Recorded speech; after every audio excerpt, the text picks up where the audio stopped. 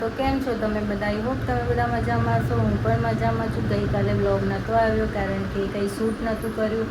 આજે વિચાર્યું છે કે થોડું શૂટ કરું, પણ શૂટ કરીને પણ શું મતલબ, વ્યૂઝ નથી આવતા, સબસ્ક્રાઈબર નથી વધતા, તો થોડું ડિમોટિવ થવાય છે.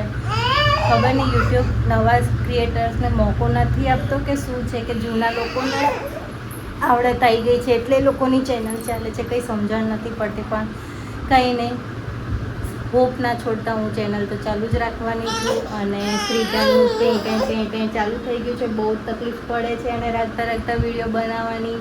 હે ને શ્રીજુ? ઉઠી ગઈ તું? જો હાય કહી દે. હાય હાય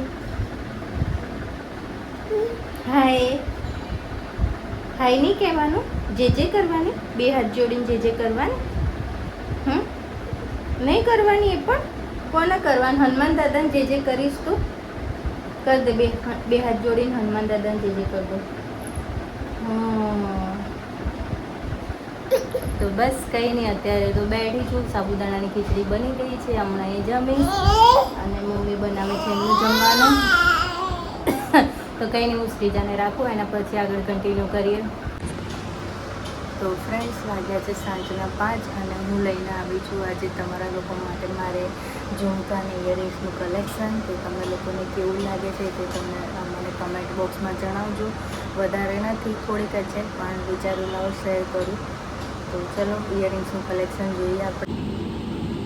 તો આ ઇયરિંગ્સ મેં લીધા હતા અમદાવાદના એક શોપમાંથી, માત્ર 20 રૂપિયાના.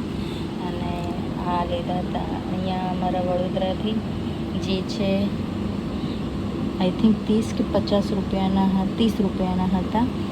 અને આ પણ 20 રૂપિયાના જ છે, ઓક્સરોલેસના. આ રેડ એન્ડ બ્લેક, આ બી 20 કે 30 રૂપિયાના જ છે, ગોલ્ડન. અને આ છે મારા ફેવરેટ ઝુમકા વ્હાઇટ કલરના, એ મેક્સિમમ 50 રૂપિયાના હશે. અને આ મેં લીધા હતા, હું ને જિગ્નેશ ફર્સ્ટ ટાઈમ પાવાગઢ ગયા હતા ત્યારે ત્યાંથી લઈને આવી હતી હું.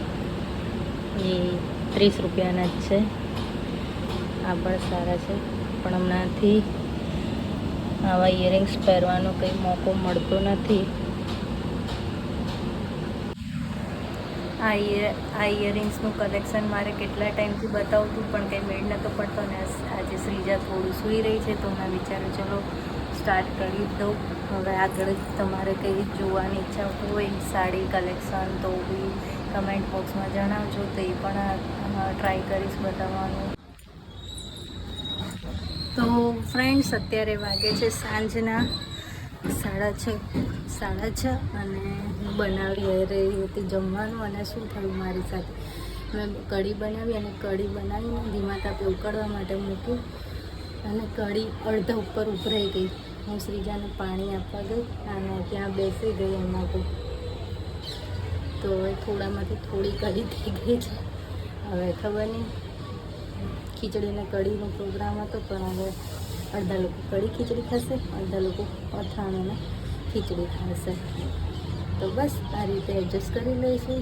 થાય અમુક ટાઈમ કામ કરતા હોય તો, પણ ફૂડ વેસ્ટ થાય તો થોડું ગિલ્ટી ફીલ થાય. બીજું કંઈ નહીં. અને શ્રીજા બાબાની માળા જપતી હોય છે, હે ને? શું? હા, ખતમ થઈ ગયું.